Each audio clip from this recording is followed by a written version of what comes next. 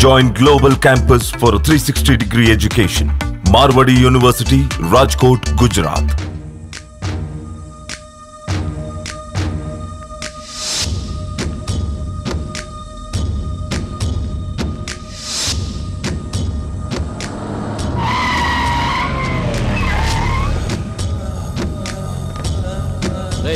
తీసుకురండి.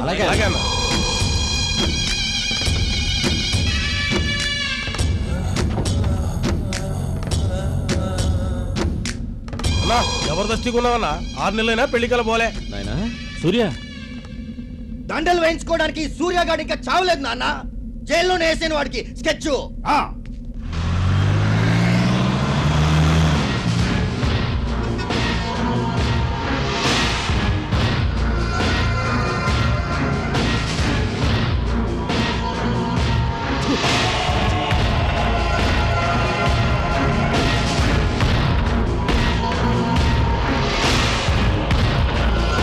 కానీ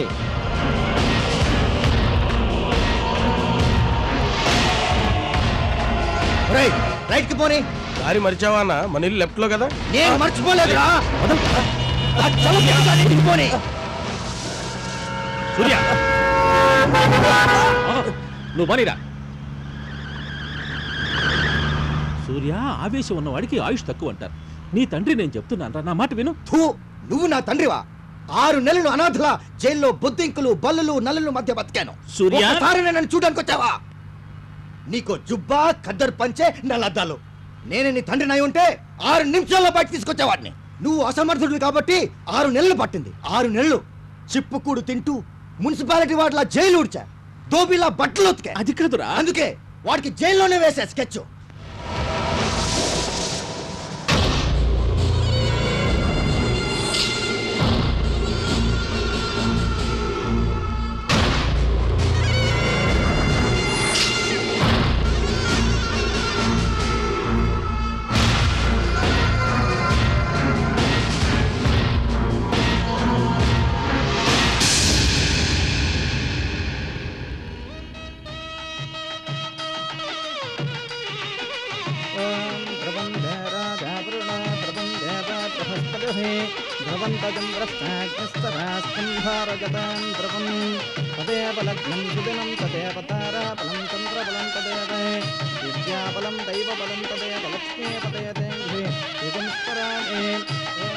నమస్కారం. నమస్కారం అండి.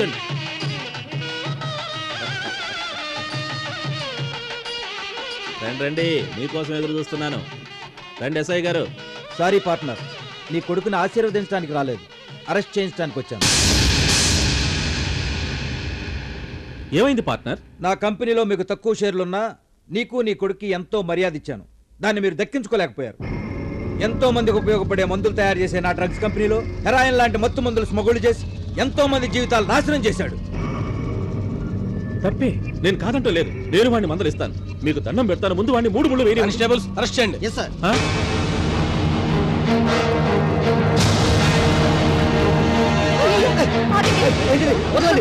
పెళ్లి పందిరిలో తీసుకెళ్ళిపోతారు బాబోయ్. తీసుకెళ్ళి నేను చంపేస్తారు బాబోయ్.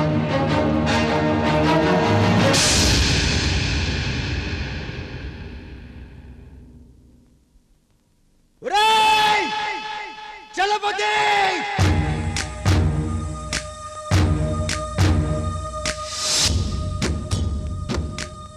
ఆ చలపతి కాడు 10 మంది ముందు నా పెళ్ళి ఆపి ఈ చేతులకి వేడీలు వేయించాడు.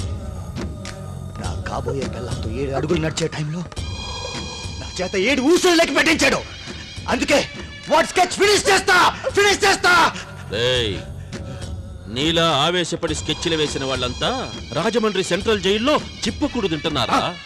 పాండవులంతటి వాళ్ళు పగ తీర్చుకోవడానికి 14 ఏళ్ళు ఆగారు. దుక్కి దున్నగానే ధాన్యం ఇంటికి వస్తుందా? పంట పండొద్దు. మన పంట బాగా పండే ప్లాను నేను వేశా.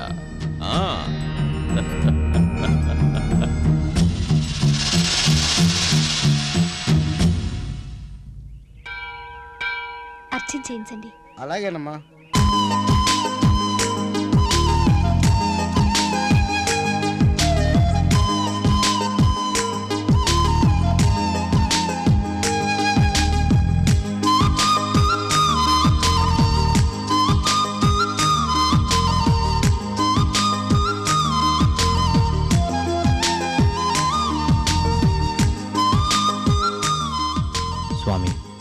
మరదలతో నా పెళ్లి జరిగేటట్టు చూడు. బావా happy birthday to you. Thank you. Priyanka, దేవుడు నువ్వేం కోరుకున్నావు? నువ్వేం కోరుకున్నావు చెప్పు. లేదు, నువ్వే చెప్పాలి. లేదు, నువ్వే చెప్పాలి. కాదు, నువ్వే చెప్పాలి. నువ్వే చెప్పాలి. లేడీస్ ఫస్ట్, అందులోనే వాళ్ళని పుట్టినరోజు నువ్వే చెప్పాలి. సరే చెప్తాను బావా. ఎప్పటి నుంచో నీకు ఈ విషయం చెప్పాలనుకున్నాను, కానీ చెప్పాల్సిన సమయం ఇప్పుడొచ్చింది. బావా, నేనంటే నీకు ఇష్టమేనా? ప్రాణం. నా కోసం ఏమైనా చేస్తావా? షూర్. ప్రామిస్? ప్రామిస్. సరే చెప్పు, ఏం కోరుకున్నావు? నా మనసులో ఉన్నవాడితో పెళ్లి జరగాలని మొక్కుకున్నాను. న్యాచురలీ. నా నీడైనా నా వెనక రాదేమో కానీ అతని ఆలోచనలు నన్ను వదలటం లేదు బావా. అంటే మరి ప్రేమిస్తే తోడక్కర్లేదు, ప్రేమే మనకు తోడుగా ఉంటుంది. ఎందుకే అతను ఎవరో చెప్పవే. పో బావా, నీ కళ్ళలోకి చూసి చెప్పాలంటే సిగ్గుగా ఉంది. సరే అయితే నేను అటు తిరుగుతాను, నువ్వు చెప్పు. ఏం చెప్పాలో ఎలా మొదలు పెట్టాలో అర్థం కావట్లేదు. నేను నేను నేను నేను మా క్లాస్మేట్ రవిని ప్రేమించాను.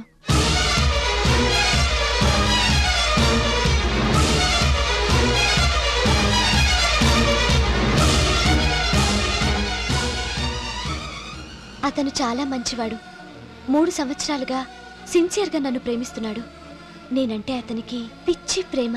కళ్ళు మూసినా తెరిచినా, ఫ్రెండ్స్ ఉన్నా లేకున్నా ప్రియాంక ప్రియాంక ప్రియాంక. నేను తప్ప అతనికి వేరే ప్రపంచమే లేదు బావా. మన ఇంట్లోనేమో బంధాలు బంధుత్వాలు. నువ్వు బావని పెళ్లి చేసుకోవాలి, బావే నీ భర్త, బావే నీ భర్త అంటారు. చిన్నప్పటి నుంచి మనం కలిసి పెరిగాం, కలిసి తిరిగాం. అయినా నేనెప్పుడూ అలా ఊహించుకోలేదు. నిజం చెప్పు బావా, నువ్వు అలా ఊహించుకోలేదు కదూ? బావా, ఇంట్లో అందరినీ ఒప్పించి నువ్వే పెళ్లి పెద్దగా మా పెళ్లి జరిపించాలి. ఏంటి బావా, నేను ఇంత ఫీల్ అయి మాట్లాడుతుంటే నువ్వేం మాట్లాడవే? బావా,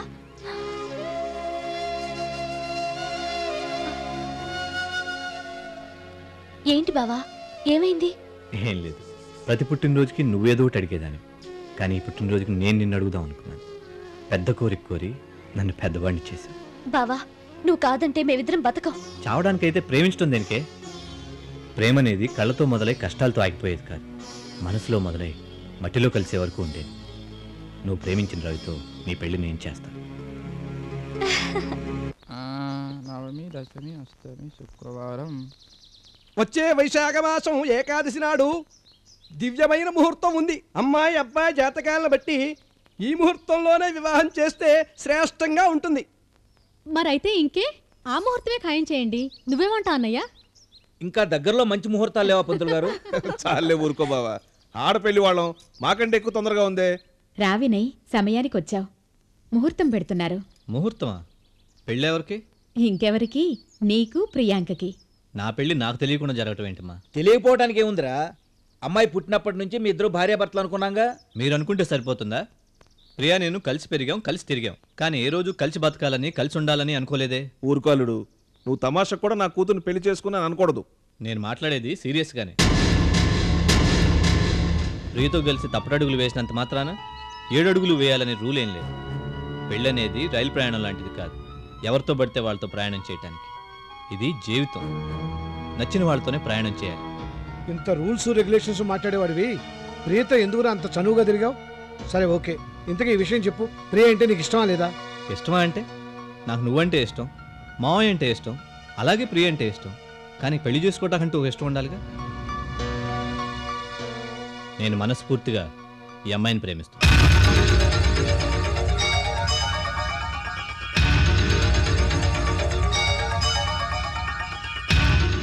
ఈ అమ్మాయినే పెళ్లి చేసుకుంటాను.